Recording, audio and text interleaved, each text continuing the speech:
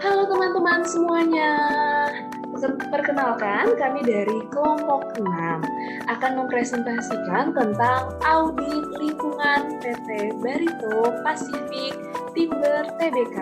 Nah, sebelumnya perkenalkan anggota kelompok 6 yang terdiri dari saya Rahel Simanjuntak, ada Esther Hanang Gunawan, Evita Sari, dan Kairunisa Latifah. Nah, langsung kita simak aja yuk presentasi dari kelompok kami. Nah, teman-teman di sini apakah sudah tahu audit lingkungan itu apa? Audit lingkungan adalah suatu alat manajemen yang meliputi evaluasi secara sistematik, terdokumentasi, periodik, dan objektif tentang bagaimana suatu kinerja organisasi, sistem manajemen dan peralatan, dengan tujuan memfasilitasi kontrol manajemen terhadap pelaksanaan upaya pengendalian dampak lingkungan dan pengkajian pemanfaatan kebijakan usaha atau kegiatan terhadap peraturan perundang-undangan tentang pengelolaan lingkungan. Nah, tujuan audit lingkungan adalah untuk mengevaluasi operasi dan kinerja perusahaan dalam hal kesesuaian antara proses produksi dengan hukum dan peraturan serta untuk mengidentifikasi risiko yang ditimbulkannya yang berkaitan dengan kelestarian lingkungan. Maka dari itu diperlukan suatu perancangan atau sistem program audit yang baik. Perancangan program audit lingkungan yang baik akan memberikan berbagai manfaat kepada perusahaan. Selanjutnya adalah latar belakang dari PT Barito Pacific. PT Barito Pacific merupakan bagian dari komponen lingkungan South and Central Kalimantan Food Production Forest dan mencakup produksi pada bagian kehutanan. SCKFPFP ini merupakan pengelolaan hutan produksi. Oleh karena itu, mereka melakukan audit lingkungan adalah untuk melakukan audit teknis dari berbagai aktivitas yang sedang berlangsung di PT Barito Pacific Timber Tbk dan PT Bina Jaya Roda Karya. Banyaknya permasalahan-permasalahan terkait lingkungan yang terjadi di PT Barito Pacific Timber Tbk dan PT Bina Jaya Roda Karya menjadi penyebab minat proaktif staf perusahaan dalam manajemen lingkungan dari berbagai fasilitas lingkungan yang merupakan subjek dari audit ini.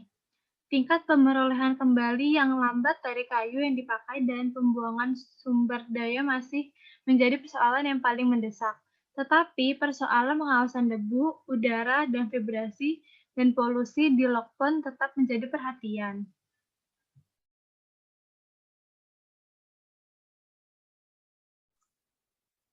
Nah, kemudian saya akan menjelaskan tentang pelaksanaan audit lingkungan. Oleh siapa sih audit lingkungan itu dilakukan?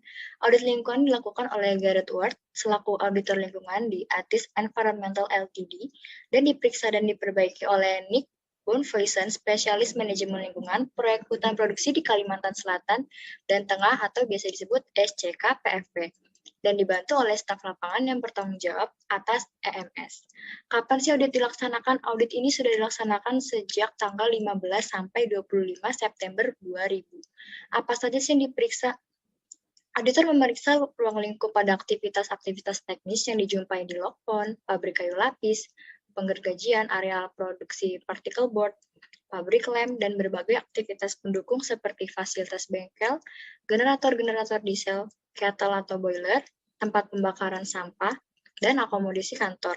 Hasil temuan audit juga sangat banyak, yaitu kontrol debu yang tidak layak, total padatan tersuspensi di Lokpon masih terlalu tinggi, kemudian rencana-rencana kerja untuk mengurangi polusi Lokpon masih perlu diperbaiki, mengurangi limbah kayu, dan memperbaiki tingkat pemulihan kayu di areal utama yang memerlukan perbaikan segera, dan tidak adanya bukti pengawasan emisi di cerobong asap, bau, serta pengawasan vibrasi juga terjadi di PT Barito Pacific ini. Rekomendasi oleh audit lingkungan untuk PT Barito. Yang pertama, limbah kayu. Limbah kayu mengidentifikasikan areal-areal yang mempunyai buangan terbesar dan bisa dipakai untuk meningkatkan rata-rata pemerolehan dan memperhatikan distribusi kayu. Yang kedua yaitu pengujian kualitas air di saluran air permukaan dekat areal-areal pemrosesan dengan cara air limbah dari parit-parit penampungan ini harus menjadi bagian dari sistem drainase yang tertutup dan dialihkan ke pusat pengelolaan limbah cair di lapangan untuk perlakuan. Nah, yang ketiga yaitu mengimplementasikan prosedur-prosedur pengurangan emisi debu di udara. Dan yang keempat yaitu membuat pengawasan bau dan vibrasi. Dan yang terakhir yaitu menyediakan peralatan dan pelatihan untuk menjamin tidak ada lagi terjadi kebakaran di masa mendatang. Perbandingan antara pelaksanaan audit dengan ketentuan yang berlaku.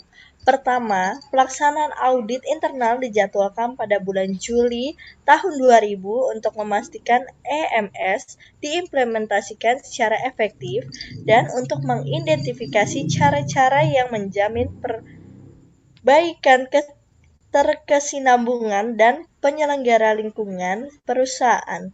Audit internal juga membantu audit eksternal karena berkesinambungan dalam pembuatan laporan dan dibuatnya rekomendasi-rekomendasi perbaikan dalam manajemen lingkungan.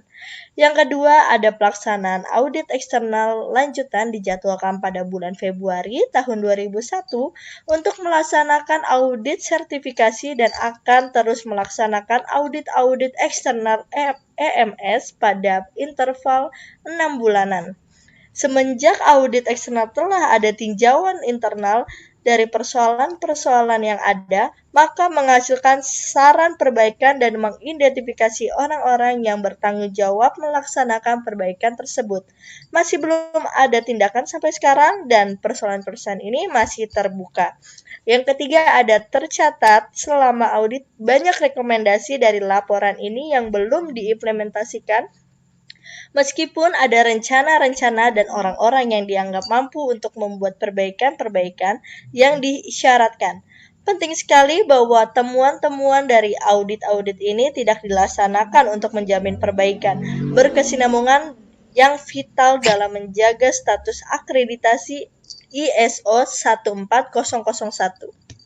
Kesimpulan, staf PT Barito Pacific Timber Tbk dan PT Bina Jaya Roda Karya menunjukkan minat proaktif dalam manajemen lingkungan dari berbagai fasilitas produksi yang merupakan subjek dari audit ini, dan sukses telah dicapai dalam beberapa bidang.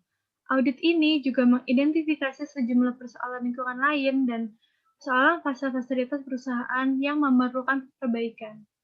Persoalan ini terutama berhubungan dengan potensi dari polusi air permukaan, rencana penanggulangan yang segera terhadap tumpahan dan training untuk mereka yang bertanggung jawab atas pabrik lem, areal penyimpanan bahan bakar, dan areal penyimpanan bahan kimia kering. Ada sejumlah persoalan tata rumah tangga seperti lokasi penyimpanan drum-drum minyak, logam tua, dan kebakaran di area pembuangan limbah kayu. Nah, itu dia presentasi audit lingkungan PT Barito Pacific Timber. Sekarang, kami akan menjawab pertanyaan dari Bu Irma sebagai ganti sesi tanya jawab. Audit lingkungan perusahaan yang kami analisis apakah sudah memenuhi kaidah atau ketentuan audit lingkungan? Nah, menurut kami, audit lingkungan perusahaan yang kami analisis sudah memenuhi ketentuan audit lingkungan sebagaimana yang tertuang dalam Peraturan Menteri Lingkungan Hidup Republik Indonesia Nomor 03 Tahun 2013 tentang audit lingkungan hidup.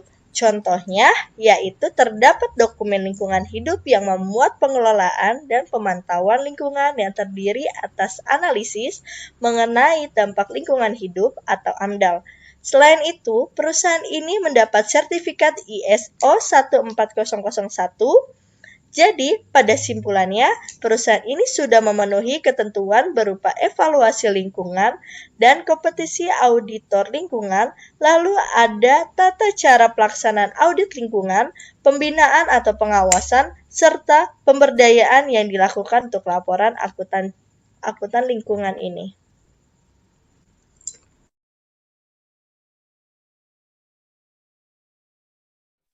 Pertanyaan berikutnya yaitu kesulitan terbesar perusahaan dalam melaksanakan kinerja lingkungannya. Dari hasil analisis kami, kesulitan terbesar perusahaan dalam melaksanakan kinerja lingkungannya adalah pada persoalan limbah kayu. Karena perusahaan ini hampir sepenuhnya menghasilkan produk-produk kayu eco-label. Oleh karenanya, sejumlah besar kayu belum dipulihkan selama proses pembuatannya. Dan ini menyebabkan banyaknya limbah kayu yang tertumpuk. Hal ini tidak dapat menciptakan business sense bagi perusahaan. Jadi, banyak sekali kayu papan yang dibiarkan terdegradasi, sehingga sangat berkurang nilai komersialnya. Selain itu, kebanyakan kulit kayu dan beberapa limbah kayu lain saat ini dibuang ke tanah dan rawa untuk mereklamasi tanah tersebut. Areal ini kelihatannya tidak memiliki tumbuhan dan dari segi estetika tidaklah menarik. Selain itu, areal-areal yang sebelumnya dipakai untuk pembuangan limbah kayu nampaknya tidak beregenerasi dengan cepat, dan pembakaran secara bebas menimbulkan persoalan kualitas udara. Jadi, limbah dari bahan baku inilah yang menjadi kesulitan terbesar perusahaan, karena sangat berdampak bagi lingkungan sekitar.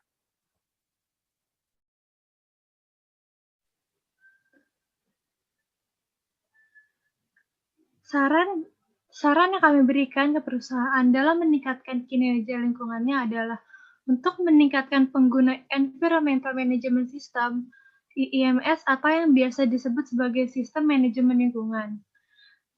Karena hal ini akan sangat relevan dalam pemanfaatan serta pengusahaan hutan. Faktanya, hanya sedikit pertimbangan yang diberikan pada masalah-masalah lingkungan. Pencatatan dari serangkaian pemeliharaan juga menjadi